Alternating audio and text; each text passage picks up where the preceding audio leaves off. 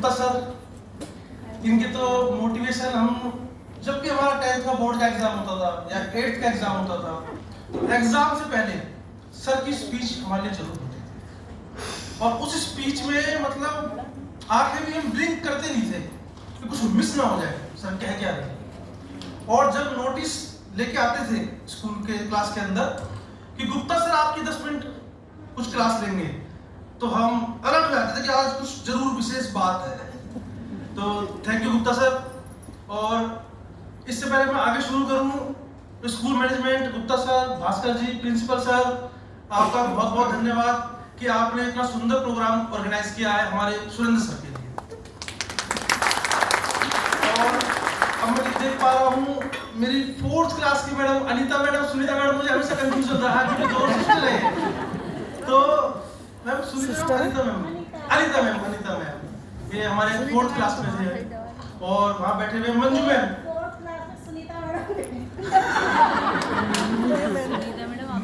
Ma'am की जिम्मेवारी fees की क्रैक करने की होती थी, बट मैडम मल्टीटास्किंग थे। म्यूजिक का काम भी मैडम कई बार कर दिया करते थे। गुलशन मैडम के साथ में हम परफॉर्मेंस तैयार करते थे 26 जनवरी के लिए, 15 अगस्त के लिए। और जब इस ब्रांच में आए तो मंजू मैडम मिले और मुझे आज पता लगा मैडम को भजन गाने भी आते। हमारे टाइम पर एक भजन नहीं सुनाया मैडम ने, हमेशा फीस एडमिशन। अब शिल्पी मैम बैठे हुए हैं, मैंने तो अभी नाम पूछा सर से, उस टाइम हमारे टाइम में मुखर्जी मैडम हुआ करते थे। तो मैंने जो परफॉर्मेंस सारी देखी है अभी यहाँ पर, उससे मैं विजुलाइज कर पा रहा हूँ, उससे मैं अज्यूम कर पा रहा हूँ कि जब टीचर्स को इतना सिखा दिया है तो बच्चे तो हमारे एक्स्ट्रा ऑर्डिनरी हो गए होंगे म्यूजिक के अंदर। बच्चों को कैसी बात करनी होती है। तो थैंक यू मैडम। और यहाँ पर विजय सर और सुनील सर, हम तो यही सोचते थे 10th तक इनसे हमारा वास्ता ही नहीं पड़ता, क्यों? इनका तो फीस का ही काम है। जब 11th में आए तब पता चला मेन काम तो यही से ही है। Debit what comes in, credit what goes out, ये तो यही से सीख रहे हैं। और बहुत बहुत धन्यवाद सर आपका सिखाने के लिए। अब जो ये ब्लू ड्रेस में बैठे हुए हैं, इनमें मैं सिर्फ एक चेहरे को पहचान पा रहा हूँ, रामवती आंटी जी को। आंटी जी को नमस्ते। नोटिस, चौक, डस्टर मैडम आंटी जी लेके आते थे। मैंने सही पहचाना रामवती आंटी जी आपको? सही पहचाना। और तो उस लाइन में नहीं पहचान पा रहा हूँ मैं। कुछ गलती हो गया, किसी को ना पहचान पाऊँ तो माफ कर देना। और अब लास्ट की लाइन में हमारे नवीन सर, जैसे शिल्पी मैडम ने सबको म्यूजिक सिखाया है। जब नवीन सर की हमारे स्कूल में एंट्री में 8th क्लास के अंदर थे, बोर्ड क्लास थी, याद रहो सर, क्रिकेट का इतना जुनून पैदा कर दिया सर ने। मतलब हम सोचते थे कि हमें कब बाहर जाने को मिले, कब एक गेम्स का पीरियड एक्स्ट्रा मिल जाए, हम थोड़ा सा खेल लें। जो स्पोर्ट्स को उन्होंने बूस्ट किया, तो इसके लिए सैल्यूट है सर को। मतलब इतना बूस्ट कर दिया कि मेरे जैसा बच्चा जो खाली एकेडमिक्स में रहता था, वो नाहर सिंह स्टेडियम ट्रायल देने गया इनके साथ। और सर ऐसे क्या हुआ? आपको याद होगी बात है, जब हम फर्स्ट टाइम 9th क्लास में ट्रायल देने गए थे, तो वहां पे एक लड़का बहुत मेहनत कर रहा था। मैंने कहा डॉक्टर साहब अगर ये ट्रायल में आ गया तो हमारा तो नंबर ही नहीं आएगा, ये तो बिल्कुल प्रोफेशनल प्रैक्टिस कर रहा है। तो हम तो सर लगा यहाँ ट्रायल नहीं है आपका, आपके नर्सरी में पीछे चलते हैं। जब हम बस में वापस बैठे तो मैंने कहा नहीं सर वो था कौन? कह रहा अजय रत्ना का नाम सुना है? मैंने कहा सर इसका तो टीम में नंबर आने वाला है। कह रही वही था। मैंने सर एक बार ऑटोग्राफ ले ले। सर ने धमकाया, तुमने मेरा ऑटोग्राफ लिया कभी? तो मुझे आज भी याद है। तो नवीन सर बहुत थैंक यू। अब जो बगल में बैठे हुए दास सर,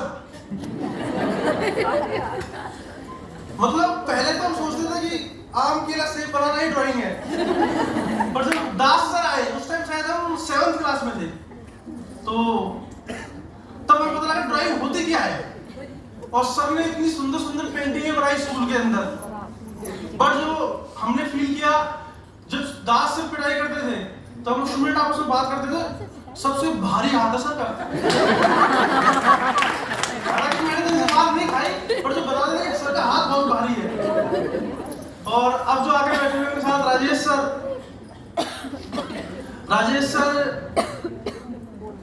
से हमें साइंस नहीं मैथ्स वो भी बहुत लेट जाके पढ़ने को मिला 10th कुछ ऐसे सर्कमस्टांसेस हुए जब वो सेक्शन ए को पढ़ाते थे तो हम बी में होते थे, बी को पढ़ाते थे तो हम सी में होते थे। फिर लास्ट में जाकर के सर ने कहा जितने भी 10th क्लास के अंदर अच्छे वाले बच्चे हैं उनका थोड़ा सेक्शन अलग कर दो खाली मैथ्स के लिए, तब हम सर से पढ़ पाए। और सर का पढ़ाने का तरीका और बोलने का तरीका, मतलब उसमें कभी भी हमें नींद नहीं आती थी मैथ्स के टॉपिक के अंदर। और सर का ड्रेसिंग सेंस, फॉर्मल कपड़े बहुत ही अच्छे लगते थे हमें। और तो मुझे लगता नहीं है कि मेरे बैच के टीचर्स अभी इसमें यहाँ मौजूद हैं, और बाकी जो भी टीचर्स यहाँ मौजूद हैं मैं सबको नमस्ते करता हूँ। अब मैं आता हूँ अपने मेन टॉपिक पे, जो आज का प्रोग्राम है सुरेंद्र सर के लिए।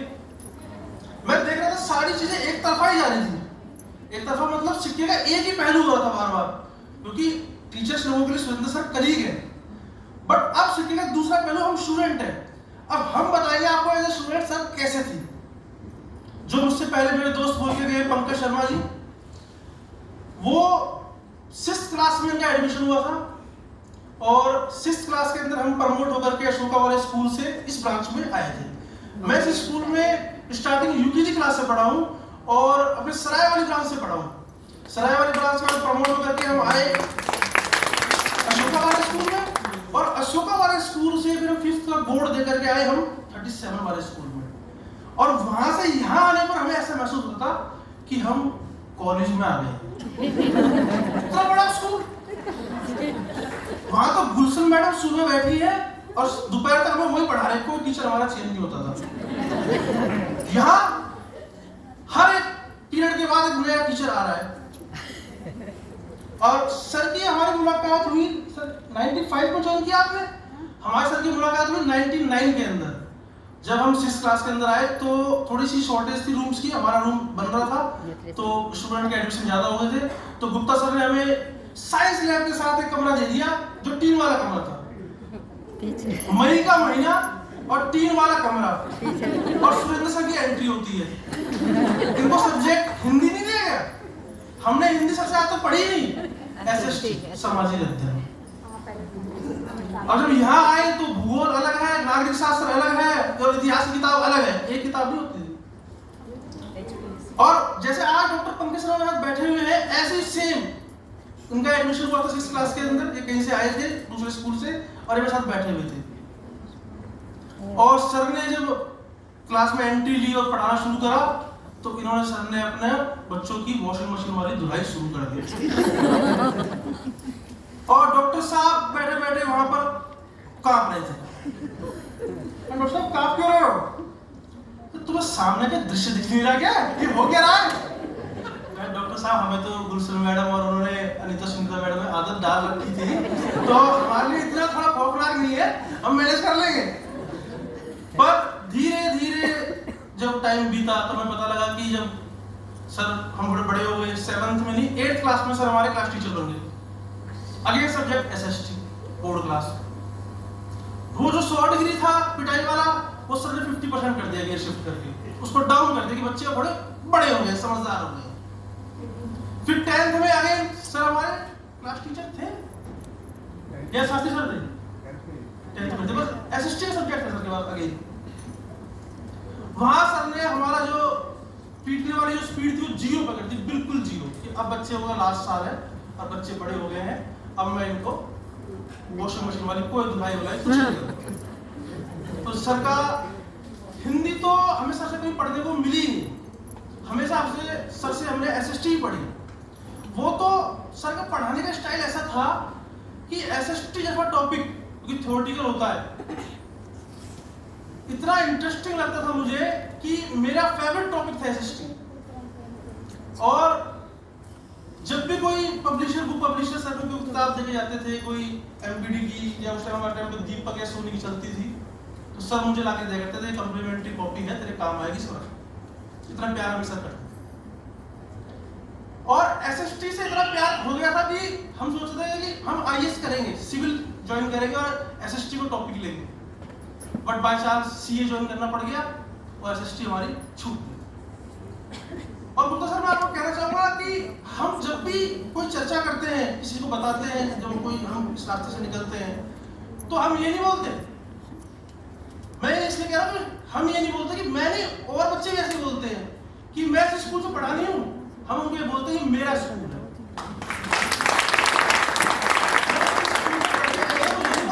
पढ़े बोलते हैं मेरा स्कूल, अगर आपको तो देखते हैं। पहले सीए करने के टाइम पर मैंने रामजोस कॉलेज ज्वाइन करा, और ये इस स्कूल की टीचिंग स्किल थे, जबकि हमारे टाइम पर, उस टाइम हमारा हिंदी मीडियम था, हरियाणा बोर्ड था, बट हमें टीचर्स को ऐसा सीखने को मिला था कि हमारा एडमिशन रामजोस कॉलेज में भी हुआ, जहां पर इंग्लिश कंपलसरी हुआ करती थी as a entrance, top 9 best 4 को काउंट करने के लिए। और ये स्कूल की देन था कि हमारे 12th के अंदर 90% बने थे इंग्लिश के अंदर भी। उसके लिए आज हम मौजूद नहीं है, अलका मैम और कादम्बरी मैम और मिथिलेश मैम।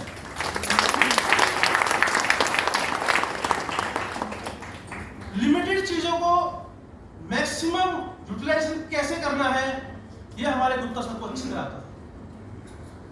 कादम्बरी मैम पे डबल चार्ज होता था, एग्जामिनेशन इंचार्ज भी वो थे, Mithilesh madam as a principal भी थे, बट फिर भी हमें इंग्लिश वो हमारे टाइम पर आकर के हमें सब्जेक्ट को पढ़ाते थे। तो हिंदी मीडियम, इंग्लिश मीडियम ये मैटर नहीं करता, मैटर करते हैं टीचर्स।